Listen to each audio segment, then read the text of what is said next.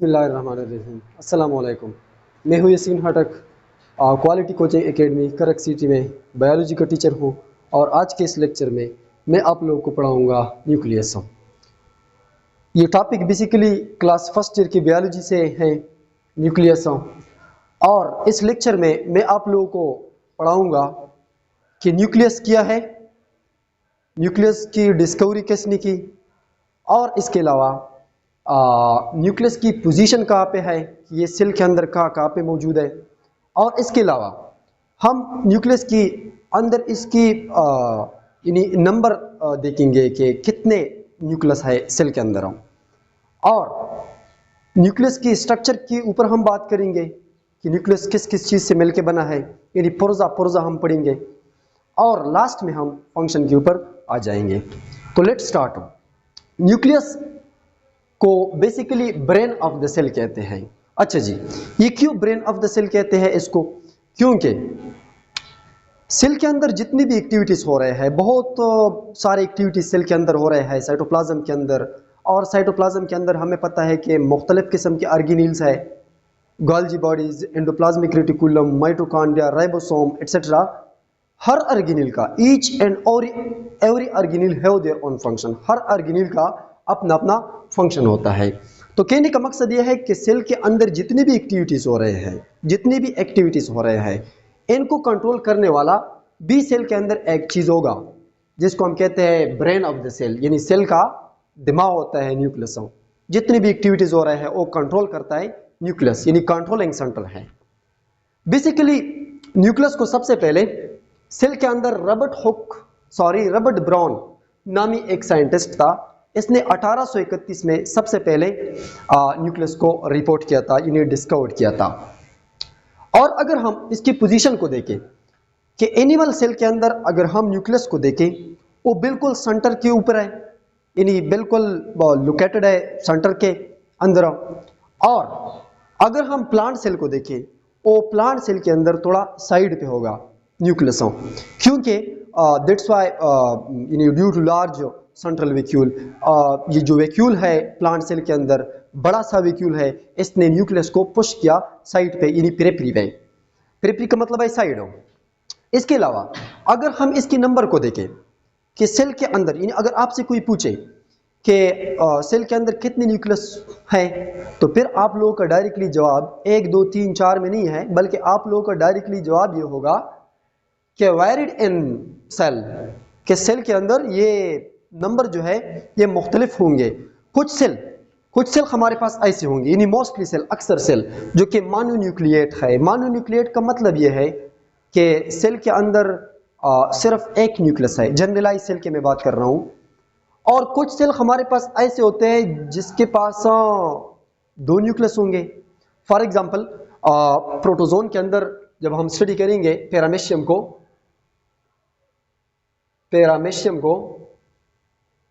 तो पैरामेशियम के सेल के अंदर 2 न्यूक्लियस होंगे। इसके अलावा कुछ सेल हमारे पास ऐसे होते हैं जिनके पास 2 न्यूक्लियस है, जिसको हम बायोलॉजिकली कहते हैं कि मल्टी न्यूक्लिएट है। और ये मल्टी न्यूक्लिएट, इसका जो एग्जाम्पल है हमारे पास है फंगस। ये जो फंजाई है, फंजाई के सेल का बहुत बड़ा मास होता है, इनके अंदर 2 से ज्यादा न्यूक्लियस है, इसको हम कहते हैं पॉलीन्यूक्लिएट या मल्टी न्यूक्लिएट हो। तो ये तो है हमारे पास इसके नंबर के सेल के अंदर मुख्तलिफ किस्म के, यानी मुख्तलिफ सेल के अंदर मुख्तलिफ किस्म के इसके नंबर है। कुछ सेल हमारे पास मोनोन्यूक्लिएट है, कुछ हमारे पास बाइन्यूक्लिएट है, कुछ हमारे पास मल्टी न्यूक्लिएट है। इसके अलावा अगर हम सेल की स्ट्रक्चर को देखें, यानी सेल के अंदर हमारे पास न्यूक्लियस है, अगर हम इसकी यानी कंपोनेंट्स को देखें कि ये जो न्यूक्लियस है ये किन किन चीज़ों से मिलकर बना है, इनकी पार्ट्स कितने हैं। जब हम बात करेंगे नॉन डिवाइडिंग सेल के, यानी एक सेल नॉर्मल सेल है, इनके अंदर हमारे पास एक है हमारे पास न्यूक्लियर एनवेलप, दूसरा हमारे पास न्यूक्लियर पोर्स, न्यूक्लियोप्लाज्म, क्रोमेटिन, और इसके अलावा न्यूक्लियोलस। ये सारी चीजें मिलके एक जबरदस्त किस्म के डेफिनेट न्यूक्लियस को बनाता है यूकैरियोटिक सेल के अंदर। तो इसके अलावा अगर हम इसकी स्ट्रक्चर को यहां पे एक्सप्लेन करें, तो ये हमारे पास सेल है, ये सेल मेम्ब्रेन है रेड कलर की, और ऊपर वाला जो पर्दा है इसको हम कहते हैं सेल मेम्ब्रेन।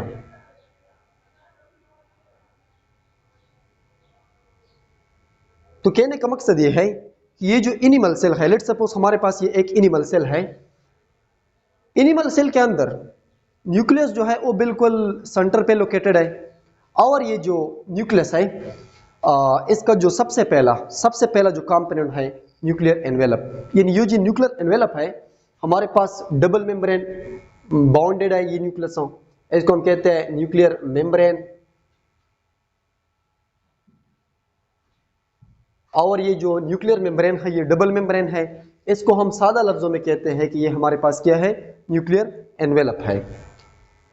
ये जो न्यूक्लियर मेम्ब्रेन है इनके अंदर भी एक मैट्रिक्स है, अंदर की तरफ, इसकी बाहर की तरफ भी एक मैट्रिक्स है। अंदर की तरफ जो मैट्रिक्स है इसको हम कहते हैं कि ये हमारे पास क्या है, न्यूक्लियोप्लाज्म है। क्या, न्यूक्लियोप्लाज्म। और इसके अलावा ये जो बाहर की तरफ जो मैट्रिक्स है, मैट्रिक्स का मतलब ये है कि ये ग्राउंड सब्सटेंसेस है, यानी सेमी सॉलिड फ्लूइड है, यहाँ पे भी और यहाँ पे भी। ये भी एक मैदान है, ये भी एक गड्ढा है, ये भी एक खाली सी स्पेस है, ग्राउंड है, प्लाज्म है, जिसको हम कहते हैं न्यूक्लियोप्लाज्म। और सेम लाइक दिस ये भी है, और इसको हम कहते हैं साइटोप्लाज्म। यानी साइटोप्लाज्म और न्यूक्लियोप्लाज्म की ओरिजिन डिफरेंट है। न्यूक्लियर मेम्ब्रेन के अंदर की तरफ जो मैट्रिक्स है इसको हम कहते हैं न्यूक्लियोप्लाज्म, और न्यूक्लियर मेम्ब्रेन की बाहर की तरफ जो स्पेस है, जो मैट्रिक्स है, इसको हम कहते हैं साइटोप्लाज्म। तो कहने का मकसद ये है कि इस न्यूक्लियर मेम्ब्रेन का मेन फंक्शन क्या है। ये जो पहला पार्ट है न्यूक्लियर एनवेलप, इसका मेन फंक्शन ये होगा कि इस न्यूक्लियोप्लाज्म को, यानी इस मैदान को इस मैदान से सेपरेट करता है। कहने का मकसद ये है कि ये जो दो डिफरेंट सब्सटेंसेस है, ये जो दो डिफरेंट मैदान है, यानी डिफरेंट रीजन है, साइटोप्लाज्म और न्यूक्लियोप्लाज्म, इस न्यूक्लियर मेम्ब्रेन का मेन फंक्शन ये होगा कि ये साइटोप्लाज्म से न्यूक्लियोप्लाज्म को सेपरेट करता है। और देखिए न्यूक्लियोप्लाज्म और साइटोप्लाज्म के माबैन, इसके दरमियान चीजों की एक्सचेंज होती है, और ये जो एक्सचेंज है ये किस तरह होती है। देखिए ये जो न्यूक्लियर मेम्ब्रेन है इसके अंदर हमारे पास इस तरह पोर्स है, ये पोरस है, यानी डिसकंटिन्यूअस है ये जो न्यूक्लियर मेम्ब्रेन है, और इस पोर्स को हम कहते हैं न्यूक्लियर पोर्स। और ये जो न्यूक्लियर पोर्स है ये केमिकली, अगर आप इसको देखें, ये जो न्यूक्लियर पोर्स है ये केमिकली अगर हम इसकी कंपोजिशन को देखें तो यहाँ पे हमारे पास न्यूक्लियो पोरेंस प्रोटीन है, कॉम्प्लेक्सेस है, यानी ट्रांसपोर्ट प्रोटीन है। ये बेसिकली न्यूक्लियोप्लाज्म से चीजों को, न्यूक्लियोप्लाज्म और साइटोप्लाज्म के दरमियान चीजों की एक्सचेंज करता है। देखिए यानी न्यूक्लियोप्लाज्म से चीजों को बाहर भेजता है और साइटोप्लाज्म से न्यूक्लियोप्लाज्म की तरफ यानी लेता भी है। यानी आरएनए वगैरह को न्यूक्लियोप्लाज्म से साइटोप्लाज्म की तरफ भेजता है, और साइटोप्लाज्म से लेता है एंजाइम वगैरह को, यहाँ से लेता है न्यूक्लियोप्लाज्म की तरफ। तो कहने का मकसद ये है कि ये जो न्यूक्लियर मेम्ब्रेन है ये न्यूक्लियर मेम्ब्रेन डबल मेम्ब्रेन है, इसको हम कहते हैं न्यूक्लियर एनवेलप। और ये जो न्यूक्लियर मेम्ब्रेन है ये पोरस है, डिसकंटिन्यूअस है। इसका फायदा ये है कि न्यूक्लियोप्लाज्म और साइटोप्लाज्म के दरमियान चीजों की एक्सचेंज होती है। तो कहने का मकसद ये है कि जो दूसरा यानी हमारे पास एक न्यूक्लियर एनवेलप हो गया, और दूसरा हमारे पास हो गया न्यूक्लियर पोर्स, जो कि कंटेन है न्यूक्लियोपोरेंस प्रोटीन से, यानी ट्रांसपोर्ट प्रोटीन है वहाँ पे, और ये चीज़ों की ट्रांसपोर्ट करता है, यानी एक्सचेंज करवाता है। इसके अलावा जो तीसरा कंपोनेंट है वो हमारे पास है न्यूक्लियोप्लाज्म। अगर हम न्यूक्लियोप्लाज्म को देखें, ये जो न्यूक्लियर मेम्ब्रेन है डबल मेम्ब्रेन, इनकी अंदर की तरफ ये जो खाली सी स्पेस है, खड्डा है, मैदान है, इसको हमने नाम दिया था न्यूक्लियोप्लाज्म। ये जो न्यूक्लियोप्लाज्म है, देखिए ये न्यूक्लियोप्लाज्म के अंदर दुनिया जहान की चीजें हैं, मोस्ट इंपॉर्टेंट, यानी प्रोटीन्स भी है, एंजाइम भी है, यहाँ पे आरएनए, डीएनए, पॉलीमरेज एंजाइम है, फ्री न्यूक्लियोटाइड है डीएनए रिप्लिकेशन के लिए, और इसके अलावा हिस्टोन प्रोटीन वगैरह यहाँ पे मौजूद है। तो कहने का मकसद ये है कि ये जो न्यूक्लियोप्लाज्म है इसमें दो चीजें बहुत इंपॉर्टेंट हैं। यहां पे इस तरह थ्रेड लाइक स्ट्रक्चर यानी धागे नुमा स्ट्रक्चर आपको मिलेंगे न्यूक्लियोप्लाज्म के अंदर, और ये जो थ्रेड लाइक स्ट्रक्चर है इसको बेसिकली शुरू में जब ये पतले होंगे, पतले हैं ये, तो हम इसको कहते हैं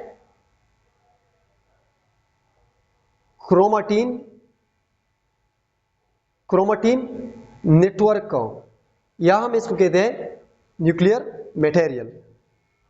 ये सेल जब अपने आप को डिवाइड करेगा डिवीजन के दौरान यानी सेल, हमें पता है कि सेल साइकिल के अंदर कि सेल अपने आप को जब डिवाइड करेगा तो इसके अंदर दो फेज होंगे, एक को हम कहते हैं इंटरफेज और दूसरा हमारे पास है सेल डिवीजन फेज।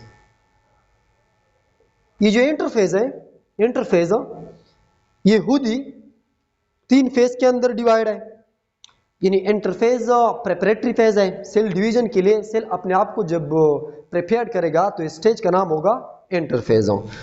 तो ये इंटरफेज खुद भी तीन फेजेस के अंदर डिवाइडेड है। एक का नाम है G1 फेज, दूसरे का नाम है S फेज, तीसरे का नाम है G2 फेज। देखिए G1 फेज में जब सेल अपने आप को डिवाइड करेगा तो सबसे पहला G1 फेज आएगा। G1 फेज में ये जो क्रोमेटिन नेटवर्क है, जो क्रोमेटिन मटेरियल है न्यूक्लियोप्लाज्म के अंदर मौजूद है, ये अपने आप को कंडेंस करेगा, यानी थोड़ा मोटा करेगा, क्वाइल करेगा। इस तरह लेट सपोज ये हमारे पास पतले धागे हैं, ये पतले धागे यानी क्या करेगा, अपने आप को कंडेंस करेगा इस तरह विजिबल। जब ये अपने आप को कंडेंस करेगा, जब क्रोमेटिन मटेरियल, क्रोमेटिन नेटवर्क अपने आप को कंडेंस करेगा तो फिर हम इसको कहते हैं क्रोमेटिड्स। हम इसको कहते हैं क्रोमेटिड्स। और ये जो क्रोमेटिड्स है इसको हम सिंगल क्रोमोसोम भी कहते हैं, सिंगल क्रोमोसोम भी कह सकते हैं। और ये जो क्रोमेटिड है, अगर हम इसकी स्ट्रक्चर को देखें, आपको इस तरह का एक स्ट्रक्चर मिलेगा G1 फेज में, और ये जो स्ट्रक्चर है इसको हम कहते हैं क्रोमेटिड्स। देखे ये जो क्रोमेटिड्स है ये इसकी दो आर्म्स हैं, आर्म्स, और इसका जो अटैचमेंट साइड है यहां पे इसको हम कहते हैं सेंट्रोमियर। इसको हम कहते हैं सेंट्रोमियर। और सेंट्रोमियर ये अटैचमेंट साइड है दो क्रोमेटिड्स, यानी एक क्रोमेटिड्स के दो आर्म्स का। तो कहने का मकसद ये है कि इस सेंट्रोमियर के अंदर आपको क्या चीज मिलेंगे। यहां पे जब आप सेंट्रोमियर को देखें तो यहां पे एक खास किस्म की प्रोटीन है जिसको हम कहते हैं काइनेटोकोर प्रोटीन। और इस काइनेटोकोर प्रोटीन का मेन फंक्शन है दो आर्म्स को अटैच करना, यानी एक क्रोमेटिड्स को बनाना। तो कहने का मकसद यह है कि इस क्रोमेटिड्स का दूसरा नाम है आल्सो कॉल्ड क्रोमोसोम्स। ये तो G1 फेज में हो गया। जब इस फेज में ये क्रोमेटिड्स यानी एक सिंगल क्रोमेटिड, एक सिंगल क्रोमोसोम अपना कॉपी बनाएगा, यानी रिप्लिकेट करेगा। किस तरह? इस तरह अपने आप को रिप्लिकेट करेगा। हर क्रोमेटिड, हर क्रोमोसोम कॉपी बनाएगा। अब हम कहते हैं कि ये डबल क्रोमोसोम है। पहले हम कहते हैं कि ये सिंगल क्रोमोसोम है, सिंगल क्रोमेटिड्स हो, और हम अब कहते हैं इस फेज में कि एक क्रोमोसोम ने अपने आप को डबल किया, यानी डबल क्रोमोसोम के साथ यानी पेश खिदमत है। अच्छा जी, इसके अलावा अगर हम ये तो स्ट्रक्चर हो गया। अगर हम क्रोमोसोम्स यानी क्रोमेटिड की केमिकल कंपोजिशन को देखें, इसकी जो केमिकल कंपोजिशन है ये खुद ही दो चीजों से मिलकर बना है। यहां पे मैं लिख लेता हूं क्रोमोसोम्स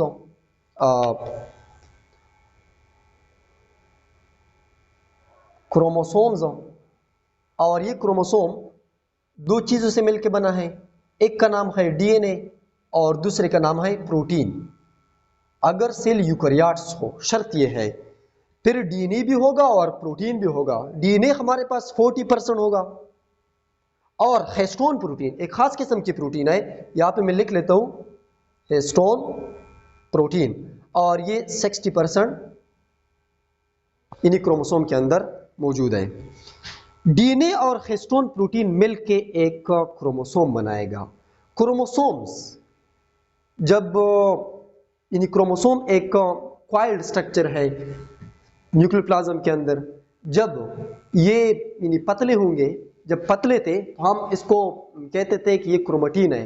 क्रोमेटिन ने अपने आप को यानी कॉइल्ड किया, कंडेंस किया, मोटा किया, और इस मोटे स्ट्रक्चर को हम कहते हैं क्रोमोसोम। और इस क्रोमोसोम को हमने देख लिया कि ये क्रोमोसोम्स डीएनए और प्रोटीन से मिलकर बना है। ये जो क्रोमोसोम्स है यानी ये क्रोमेटिड है, मैं थोड़ा बड़ा करके लिख लेता हूं दोबारा। ये हमारे पास लेट सपोज एक क्रोमेटिड्स है, और ये क्रोमेटिड्स के अंदर हमारे पास मॉलिक्यूल्स है, डबल हेलिक्स स्ट्रक्चर है, इस तरह सुपर क्वाइल्ड जिसको हम कहते हैं, इंतहाई क्वाइल्ड है, मोड़ा हुआ स्ट्रक्चर है, इसको हम कहते हैं डीएनए। और ये डीएनए को जब हम उठा के दोबारा देखें तो ये डबल स्टैंड है, इस तरह इसका शेप है, और इसके साथ हिस्टोन प्रोटीन मिलके इस तरह यानी क्वाइल करेगा हिस्टोन प्रोटीन के ऊपर, फिर दोबारा हिस्टोन प्रोटीन के साथ मिलके इस तरह का स्ट्रक्चर बनाएगा।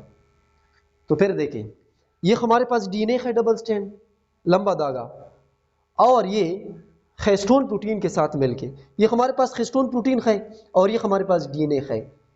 डीएनए और हिस्टोन प्रोटीन मिलके क्या चीज बनाता है? क्रोमोसोम बनाएगा। इसके अलावा डीएनए हमें पता है, लास्ट में डीएनए हमें पता है कि ये इसका जो यूनिट है वो है न्यूक्लियोटाइड। एक न्यूक्लियोटाइड, दूसरा न्यूक्लियोटाइड, तीसरा न्यूक्लियोटाइड, यानी बहुत सारे न्यूक्लियोटाइड मिलके एक मॉलिक्यूल बनाएगा जिस मॉलिक्यूल का नाम होगा DNA, deoxy ribo nucleic acid. और ये जो न्यूक्लिक एसिड है, ये न्यूक्लियोटाइड से मिलके बना है।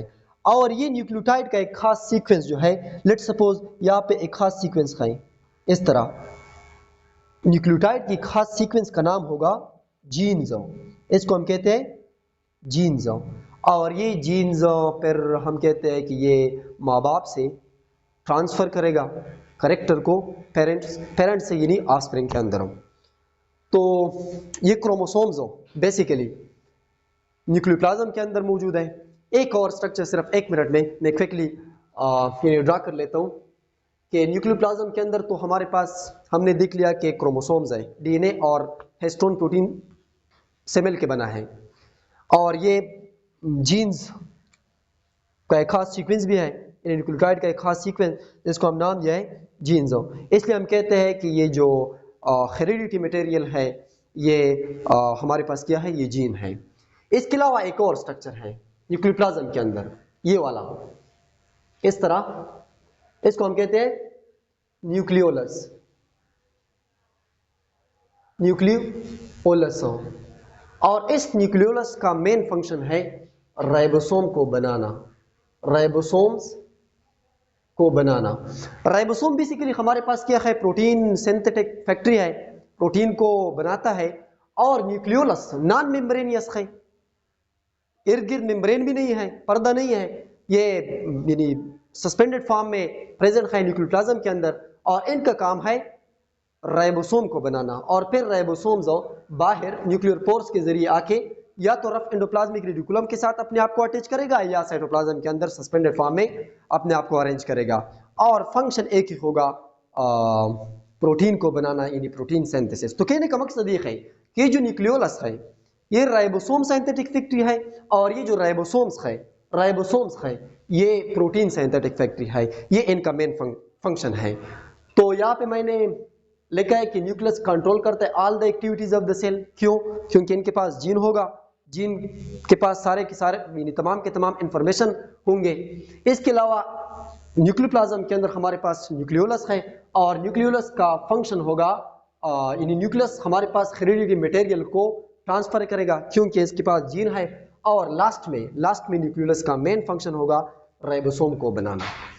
तो इसके साथ ही ये प्यारा सा लेक्चर खत्म हुआ।